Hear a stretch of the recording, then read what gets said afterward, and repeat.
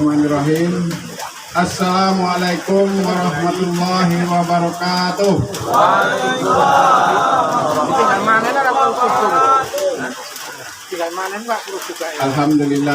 Alhamdulillahirabbil alamin.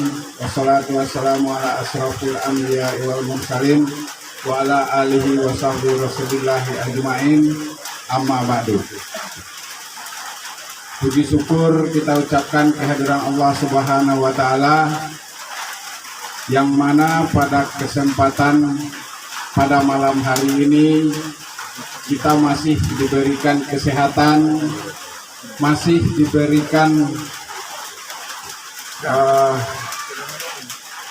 kesehatan, kesempatan serta iman, sehingga pada malam yang berbahagia ini, meski dalam suasana hujan yang alhamdulillah kita sampai di surau Majelis Zikir Al-Hidayah Asia Pasifik, Kewalian Persiapan Muda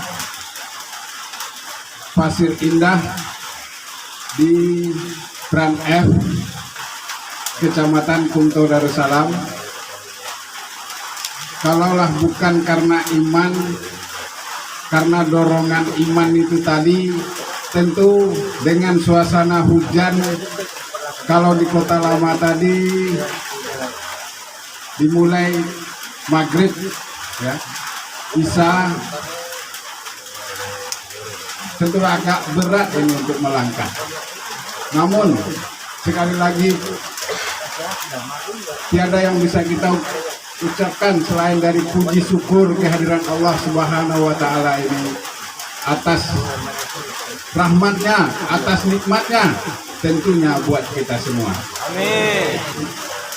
Selawat berbingkiskan salam juga tidak lupa kita kirimkan kepada junjungan alam, yakni Nabi besar Muhammad Sallallahu Alaihi Wasallam, dengan lafaz Allahumma sholli ala sayyidina Muhammad wa ala ali sayyidina Muhammad. Mudah-mudahan dengan seringnya kita berselawat kepada beliau, kelak di yaumil mahsyar kita mendapat syafaatnya. Amin amin ya rabbal alamin. Amin. Yang sama-sama kita hormati pemuka masyarakat yang berkesempatan hadir dalam acara Wirid Akbar Kewalian Persiapan Muda Pasir Indah, yang sama-sama kita hormati Tuan Guru Kewalian Muda Persiapan Muda Persiapan dari Pasir Indah, yang sama-sama kita hormati para tuan-tuan guru koordinator, yang sama-sama kita hormati para tuan-tuan guru rahmatullah, tuan-tuan guru hidayatullah, guru hidayatullah, Maulana Hidayatullah, Maulana Khotib Siti dan Abdul. Yang kecil tidak disebutkan namanya, yang besar tidak disebutkan gelarnya. Baiklah, dengan tidak memperpanjang mukadimah,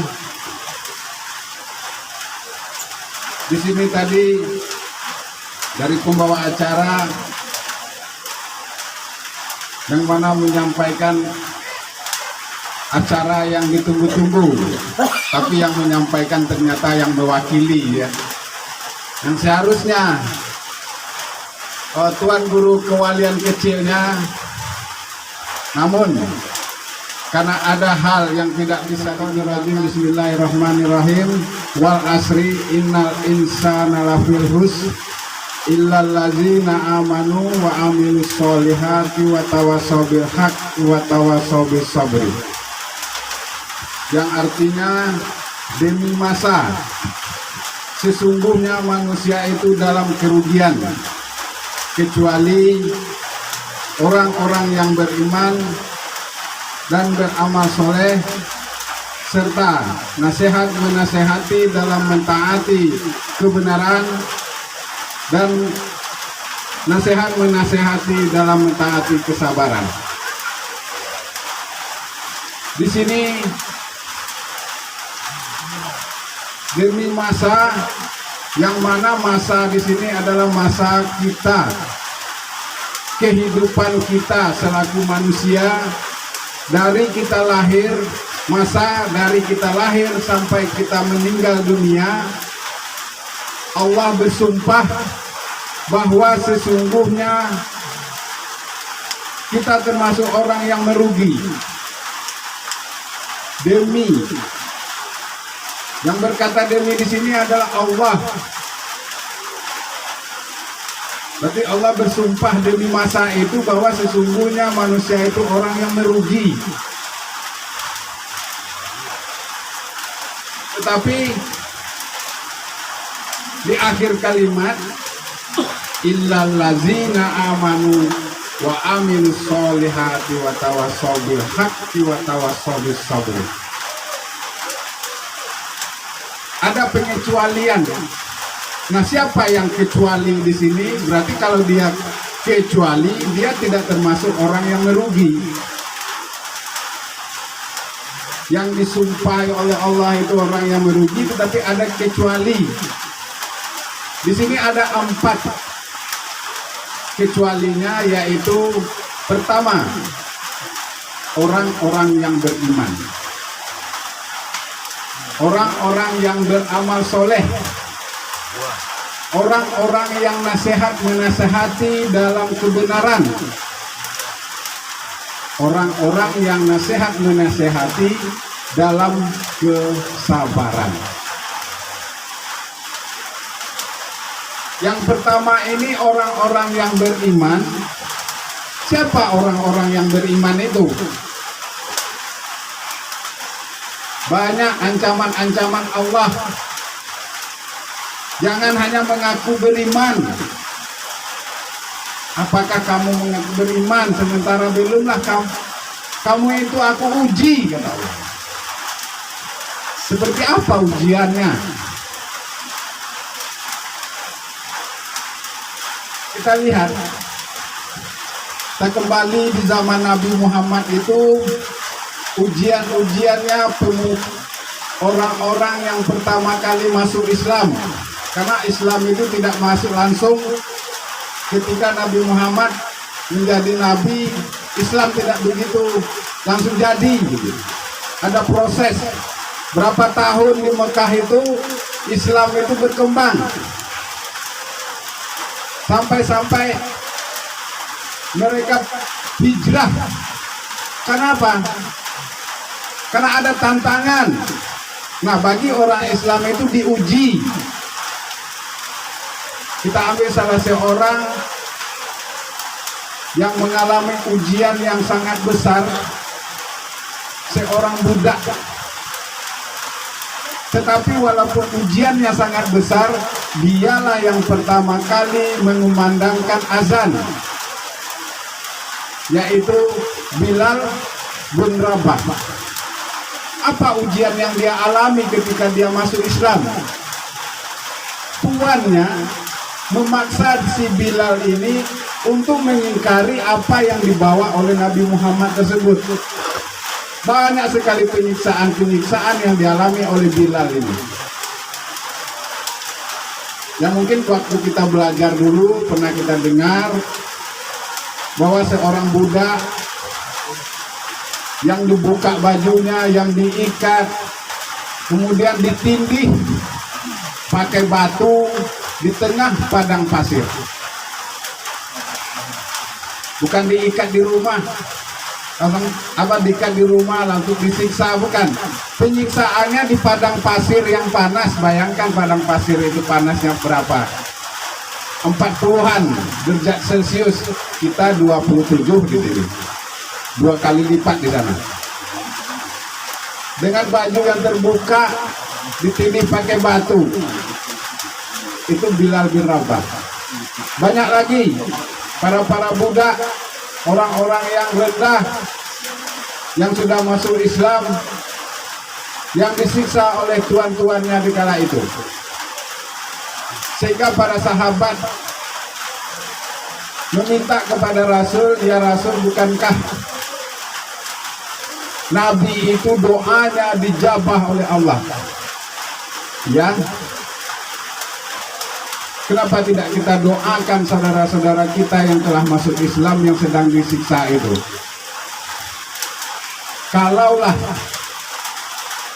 dibandingkan ujian yang sedang dihadapi oleh saudara-saudara kita tersebut dengan ujian, siksaan yang dihadapi oleh umat-umat terdahulu, belumlah seberapa. Bayangkan, penyiksaan Bilal masih belumlah seberapa. Seperti apa penyiksaan sebelum-sebelumnya? Gambarannya seperti ini. Ketika mereka dipaksa untuk lari dari tauhid, mereka dikubur hidup-hidup dengan badannya yang dikubur, kepalanya masih di atas, ya. Kemudian digergaji. Bayangkan, mereka dipaksa. Begitulah ujian. Masih ada lagi, itu juga ada di dalam Al-Quran tentang api parit. Di dalam parit itu disusun kayu. Kemudian orang-orang yang telah bertauhid dibariskan di pinggir parit itu dengan dibakar. Itu ada itu dalam Al-Quran. Begitulah penyiksaan orang-orang yang beriman, orang-orang yang bertauhid. Itu ujian. Jadi Al-Quran juga menegaskan, apakah kamu merasa beriman sementara belumlah aku uji. Jadi sekarang kita bertanya kepada diri kita, iman yang ada pada diri kita ini,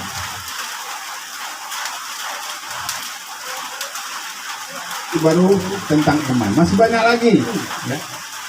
Bisa kita ambil pelajaran-pelajaran tentang iman. Di sini dulunya kita bukanlah orang yang baik. Sebagai contoh, di kala itu iman kita lemah. Kita pergi ke masjid. Lantas setelah kita beribadah di masjid, kita keluar. Di luar nanti kita akan melihat sendal yang bagus, ya. Ini pengalaman nih. Begitulah lemahnya iman kita di kala itu. Punya orang punya kita. Nah, alhamdulillah melalui majelis zikir Al-Hidayah ini kita mendidik hati, bergeser. Alhamdulillah, walaupun belumlah seberapa tadi, tapi alhamdulillah yang dulunya nggak mau sholat, sekarang sudah mau sholat. Yang dulunya masih banyak yang bolong-bolong, alhamdulillah yang 5 itu sudah terpenuhi. Itulah iman. Masalah ujian itu Allah yang tahu. Ya, Allah nanti yang tahu, yang akan menggiring kita, ya mudah-mudahan dengan kita selalu istiqomah, ya, selalu istiqomah, Allah mengantarkan kita kepada tingkat iman yang lebih sempurnanya. Amin, amin ya robbal alamin. Kemudian masalah amal soleh. Amal soleh, ya tentu perbuatan-perbuatan baik yang bermanfaat bagi orang lain. Tadi juga ada disampaikan oleh seorang dari tuan guru kita, sesungguhnya orang yang baik itu adalah orang yang bermanfaat bagi orang lain. Di majelis zikir Al-Hidayah menerapkan memberi bantuan kepada fakir miskin dan anak yatim. Kita terapkan setiap bulan. Ya, kita terapkan setiap bulan, bukan seperti umumnya yaitu sekali setahun. Kalau umumnya kan kita sekali setahun gitu. Di bulan suci Ramadan. Nah, nanti dikumpulkan udah berapa fakir miskin dan anak yatimnya. Berapa terkumpul? Apa mereka sanggup nggak jajan, sanggup nggak makan dalam setahun itu? Anak yatim ya, fakir miskin. Kan enggak. Mereka juga sama seperti kita. Setiap hari, dalam sehari 3 kali butuh makan, butuh pakaian. Nah, itu di majelis zikir Al-Hidayah ini kita terapkan setiap bulannya. Itu bagian dari amal soleh tadi, yaitu orang-orang yang beramal soleh. Orang-orang yang beriman dan orang-orang yang beramal soleh. Ini masih banyak lagi perbuatan-perbuatan yang termasuk dalam amal soleh ini. Yang ketiga tadi, nasihat menasehati dalam kebenaran. Di sini kita adalah saling mengingatkan salah satu saudara yang lain untuk menasehati, untuk kita bimbing. Memang untuk kebenaran bukan sempurna dalam kebenaran, tetapi kita sudah berbuat dengan nasihat menasehati dan mau dinasehati, yang alhamdulillah kadang sulit untuk dinasehati ini. Nasihat menasehati ini memang agak sulit ini. Kalau di pengalaman ini di masjid-masjid ini sering terjadi antara pengurus-pengurus masjid. Nah, kita bukan menceritakan keburukan mereka, begitu, tapi untuk nasihat menasehati itu sulit. Kenapa? Karena sudah merasa benar, karena sudah merasa dia sudah berilmu,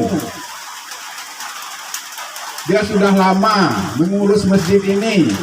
Ketika ada kesilapan, ada kesalahan, diingatkan, bukannya menerima, malah dia marah.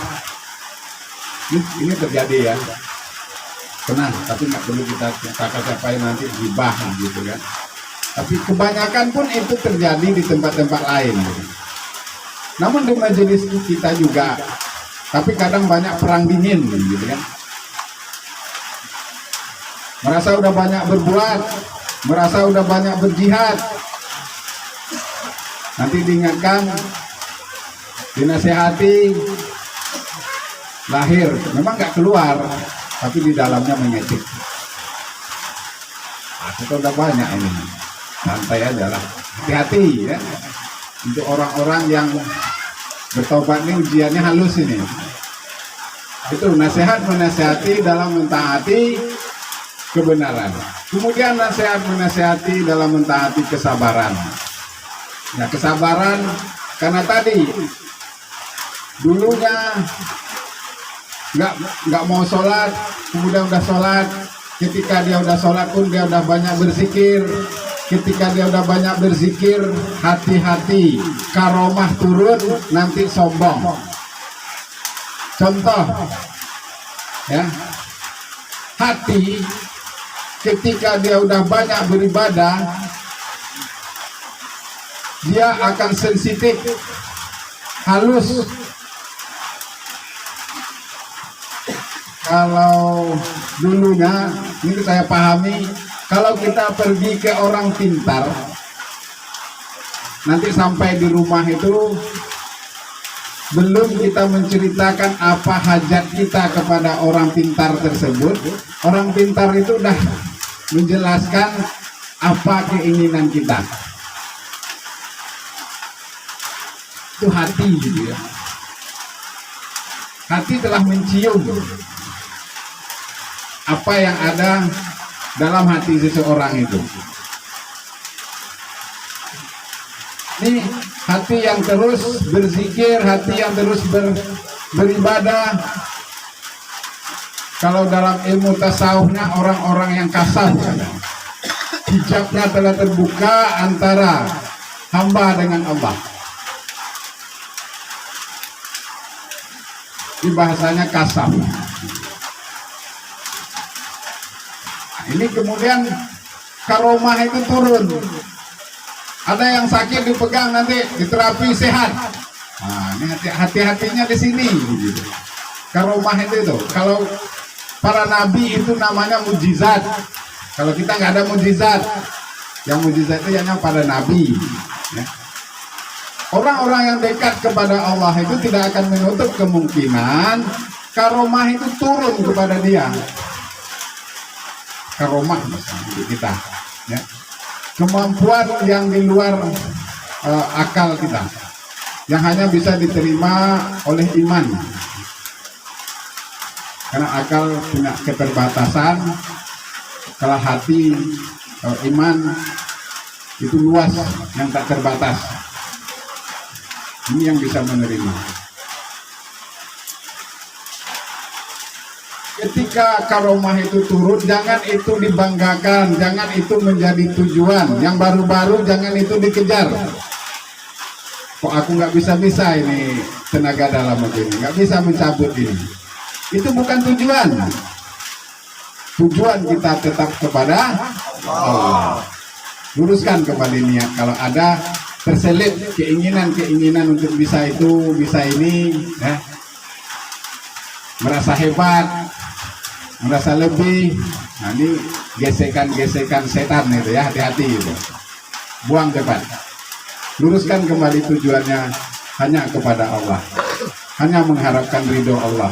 Hanya mendekatkan diri agar lahir cintanya kepada Allah itu. Nanti Allah lah yang akan menggiring kita memberikan kecintaan itu, karena segala sesuatu itu rahmat datangnya dari Allah Subhanahu wa Ta'ala itu sendiri. Jadi itulah orang-orang yang dikecualikan. Jadi ada 4: orang-orang yang beriman, orang-orang yang beramal soleh, orang-orang yang menasehati dalam kebenaran, dan orang-orang yang menasehati dalam kesabaran. Mudah-mudahan apa yang disampaikan pada malam hari ini dapat bermanfaat kita semua, terkhususnya buat saya sendiri, saya pribadi, ya. Dan apa yang saya sampaikan itu benar, itu adalah datangnya dari Allah, dan yang salah tentulah dari diri saya sendiri. Dan saya akhiri, wabillahi taufiq wal hidayah. Assalamualaikum warahmatullahi wabarakatuh.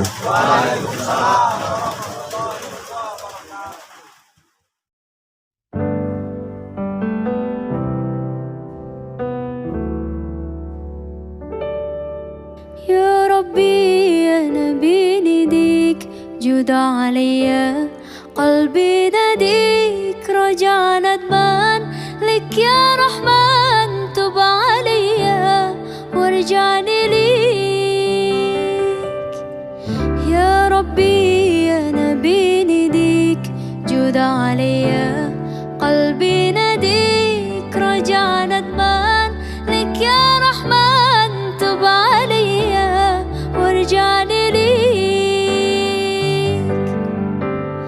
يا مولانا يا الله يا مولانا يا الله يا مولانا يا الله يا مولانا يا الله يا مولانا يا الله يا مولانا يا الله أغفر ذنبي أنت الكريم واملأ قلبي نور يقين أغفر ذنبي أنت الكريم واملأ قلبي نور يقين تائبنا لك يا عظيم